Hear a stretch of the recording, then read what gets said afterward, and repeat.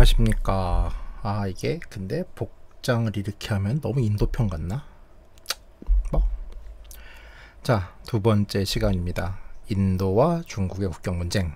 얘네들은 도대체 왜 싸우고 있는가? 자, 인도와 중국 간의 국경 문쟁의 기원을 알기 위해서는 꽤 멀리 가야 됩니다. 여기에 인도, 중국뿐만 아니라 티베트에 대해서도 조금 알아야 되고 19세기의 아시아 상황에 대해서도 좀 알아야죠. 그래서 이번 시간에는 그런 얘기 위주로 할 것 같아요. 지금은 이제 중국의 일부로 티베트 자치구, 중국식 표현으로는 시장 자치구에 속하지만 오랜 기간 티베트는 독립국 혹은 중국과 조공 채봉 관계에 있는 사실상의 독립국이었습니다. 중국의 황제들은 티베트 불교의 신자임을 자처했고 티베트의 종교 정치적 지배자인 달라이라마는 중국의 황제를 신도로 둔 일종의 국사 대접을 받으며 실질적인 독립국이자 중국의 변경국으로서 기능을 했죠. 청나라 말기에 접어들면서 전통적으로 조공 책봉 관계이던 이 국가들이 중국을 더 이상 종주국으로서의 위치를 받아들이지 않고 서구적 개념의 독립을 추구하게 됩니다. 조선이 이제 그동안 중국 제국의 명청 제국의 책봉국이었다가 이제 서구적 개념의 독립을 이루는 것도, 그러면서 이제 국호를 대한제국으로 바꾸는 것도 사실 이제 같은 이유죠. 우리는 이제 이런 일을 중국의 그늘로부터 벗어나는데 일본이 역할을 했다면, 물론 이제 이후에 그들의 의도가 어찌했건 간에 티베트는 비슷한 시기에 청제국으로부터 벗어나기 위해서 그 일본의 역할을, 우리에게 했던 일본의 역할을 영국이 하게 됩니다. 당시는 이제 상황을 좀 알아야 되는데, 영국 입장에서는 당시 이제 남하하려고 하는 러시아 세력이 가장 큰 골칫덩어리였던 거죠. 역사에서는 19세기부터 20세기까지 이뤄지는 거의 100년간에 걸친 영국과 러시아 제국의 각축전을 그레이트 게임이라고 합니다. 그렇게 불러요. 그러니까 러시아는 이제 부동항을 얻기 위해서 크림 전쟁을 일으키고요. 동유럽에서는. 그 다음에 중부 유럽으로 오면은 이제 영국 아프가니스탄 전쟁, 그 러시아는 이제 러시아 투르크 전쟁을 일으키죠. 그리고 동아시아에서는 이제 영국이 일본과 동맹을 맺으면서 사실상 영일 동맹의 주축국으로서 일본은 영국이 원하는, 그러니까 동아시아에서 러시아의 남하를 저지하는 역할을 합니다. 그러니까 약간 그 당시에 일본은 영국의 대리국 정도라고 보시면 돼요.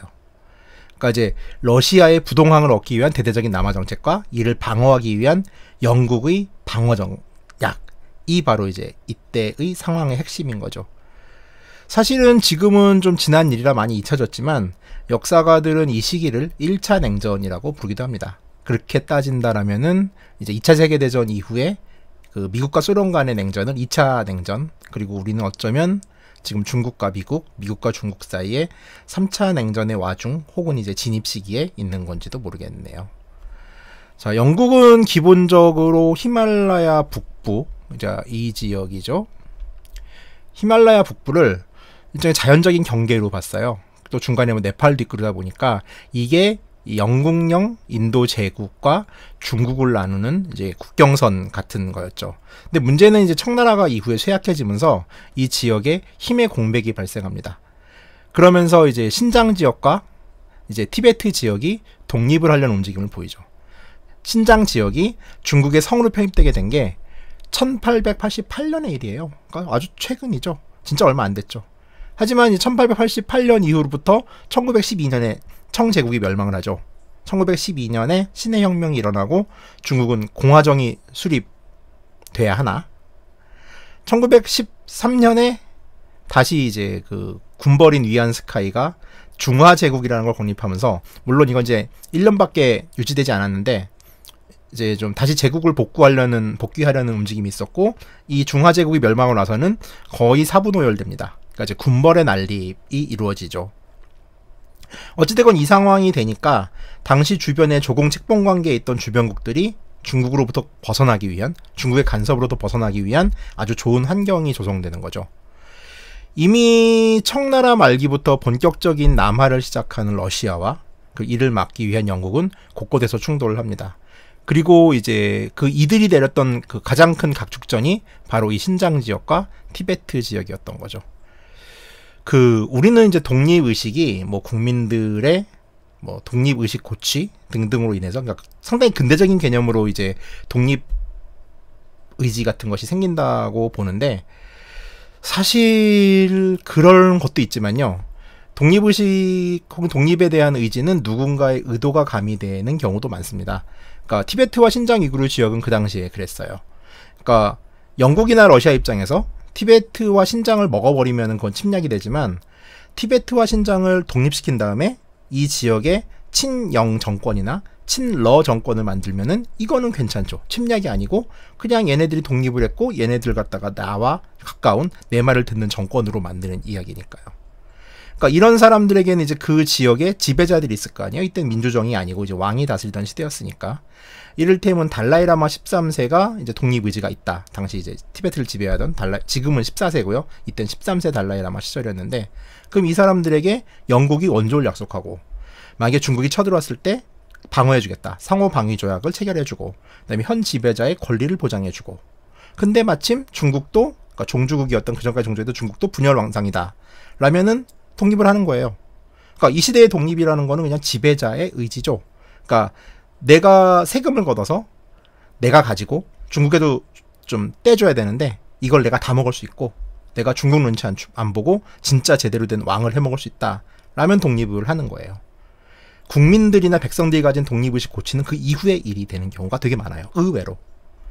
그러니까 티베트는 이제 달라이라마 13세가 1913년, 그러니까 청제국이 신해혁명으로부터 무너진 지 바로 이듬해에 독립을 선언합니다. 뭐 중국은 이제 겉으로는 이제 지도가 바뀌어야겠네요. 예, 중국은 겉으로는 이제 신해혁명이 성공해서 공화정이 열리는 것 같았지만 허울 뿐이었죠. 위에서 얘기했듯 신해혁명의 설계자였던 순원은 딱 70일 정도 임시정부 대총통이 되고요. 바로 위안스카이, 북양군벌의 지도자인 위안스카이에게 임시 대총통 자리를 물려줍니다. 왜냐하면은 당시 국민군, 그러니까 혁명군의 힘으로는 청나라 왕조를 뒤집을 수 없었고, 결국 이제 그 중국의 군벌의 힘을 얻을 수밖에 없었거든요. 그리고 위안스카이가 청왕조를 협박해서 이제 봉건제가 끝나고 신해혁명이 성공하게 되는 거예요. 그러니까 순원은 단지 혁명의 시작을 했을 뿐 결국 혁명의 과실은 군벌, 청나라의 중심이었던 군벌이 먹게 되는 거죠. 그리고 이 아저씨는 다시 황제가 될 꿈을 꾸고 이제 중화제국을 건립했다가 1년 만에 수많은 반대에서 물러나고 화병으로 죽어요.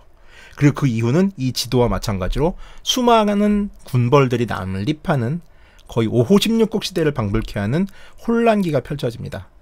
이 지도에서 보이는 광동 지역과 광씨 그리고 윈난 지역 같은 경우가 이제 국민당군의 지배 지역이었고, 사실상 초기에는.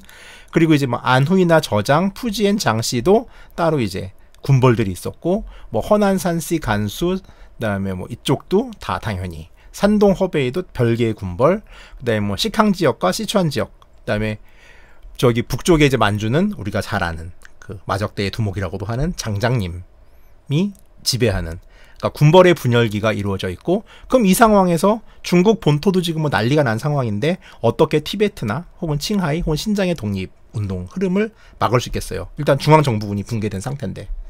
그러니까 이다 보니까 신장이나 티베트에서 뭔 일이 벌어진다고 해도 중국은 개입할 상황이 아니고, 사실 뭐 이 당시에는 지금 뭐 정통성은 뭐 지금 광동에 있는 혁명정부가 가지고 있었다고 하지만, 이 사람들도 그냥 단지 이때는 그냥 하나의 또 다른 군벌일 뿐인 거죠. 그냥 이제 근데 군벌치고 얌전한 공화정을 추구하는 군벌이었을 뿐인 거죠.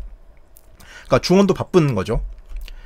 그리고 티베트의 독립 시도에는 영국의 입김도 상당히 작용을 합니다. 공작도 작용을 하죠, 물론.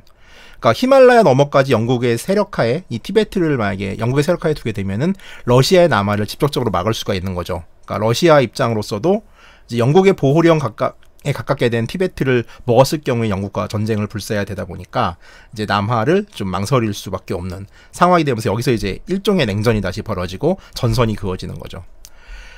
자, 어찌됐건 이제 1914년 티베트는 이제 독립을 선언하고 그 이듬해에 이제 영국하고 얘기를 해서 뭐 이제 국경선 문제를 정리해야 될 거 아니에요. 어쨌든 티베트이 독립을 선언했으니까. 그리고 나름 또 티베트도 또 작은 이제 그 종주국으로서 주변에 수많은 제후국을 뒀어요. 그러니까 청제국이 티베트를 제후국으로 두고, 티베트 또한 또 조그만 나라들, 그 주변의 조그만 나라들을 제후국 혹은 영향권 하에 있는 나라로 뒀는데, 이제 그 중에 하나는 부탄도 있었고, 그다음에 시킴 왕국이라고, 지금은 인도인데 시킴 왕국 같은 곳들도 있었어요. 그러니까 이런 곳들을 영국은 어떻게 협상을 했냐면은 티베트의, 그러니까 사실 티베트는 독립선언을 이걸로 했다고 믿고 있었지만은 영국 같은 경우는 티베트에 대한 특수한 권리를 중국 정부로 보장받고 중국 정부는 티베트의 성을, 직할 통치제제를 포기한다 정도로 합의를 하려고 그랬어요.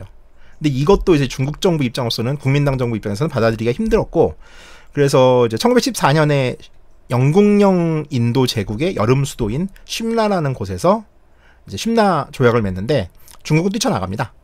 그러니까 이제 협상 당사자는 티베트와 영국령 인도 제국이 되는 거죠.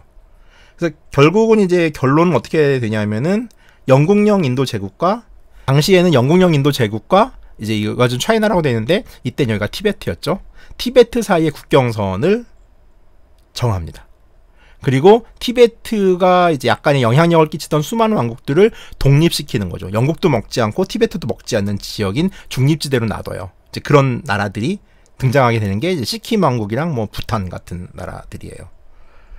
자, 그리고 이제 중국은 당연히 협정을 째고 뛰쳐나갑니다. 빡쳐가지고 나갔겠죠.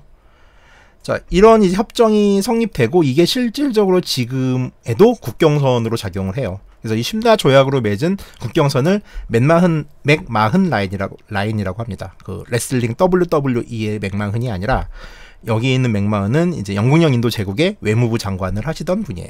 문제는 2차 세계대전이 끝나고 나서 영국이 인도를 떠나죠. 그리고 인도 제국은 세 나라로 쪼개져서 독립을 합니다.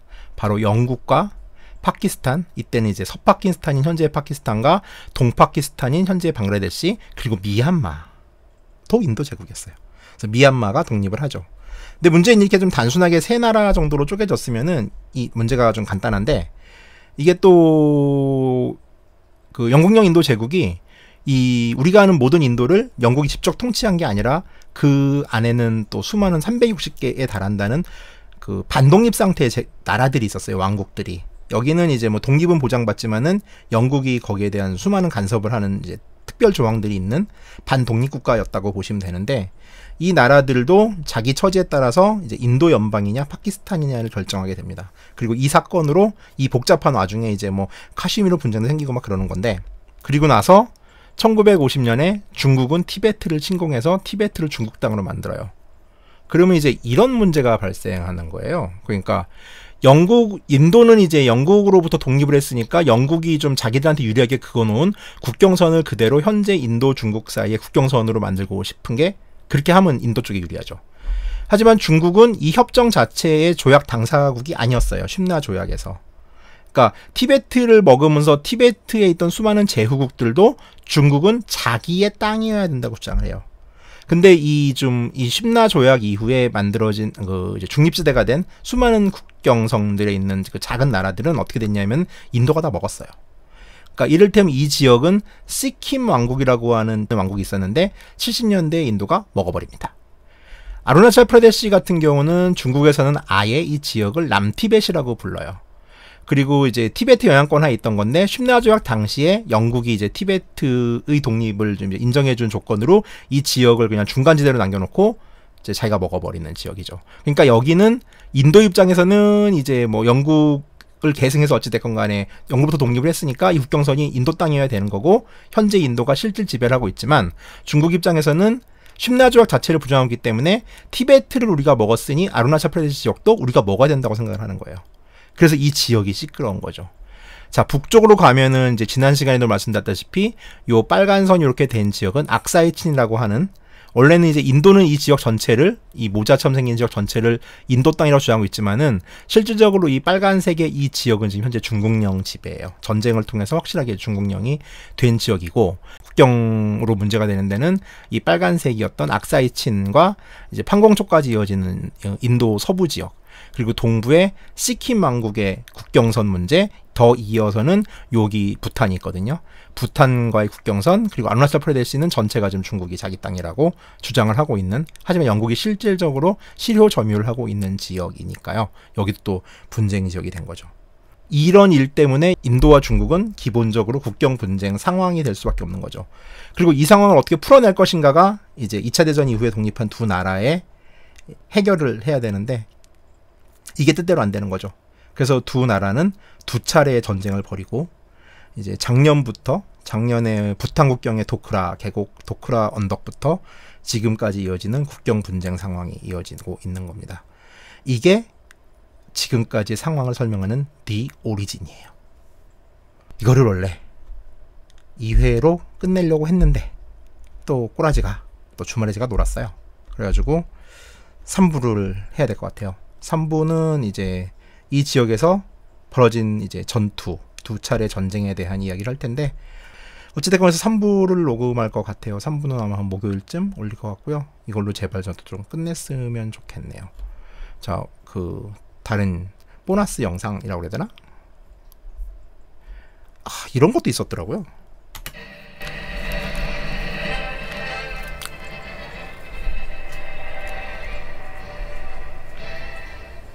오랜 세월을 두고 평화에 잠겼던 이곳 히말라야 산맥에 요즘 중공의 공공연한 인도 침략으로 호성이 울리기 시작했습니다. 중공은 최근 티베트를 공격한 이래 차츰 인도 국방 변경을 향해 침략의 손길을 뻗치고 있는 것입니다. 중공군은 히말라야 변경에 허술한 20개소의 경비소가 있는 인도 국경선을 휩쓸어 들어오고 있는데 인도군은 중공 침략군과 맞서 싸울 능력이 없다는 것이 증명되었으나 내루 인도 수상은 중공군에게 빼앗긴 모든 영토를 다시 찾을 때까지는 싸움을 계속할 것이라고 다짐했습니다.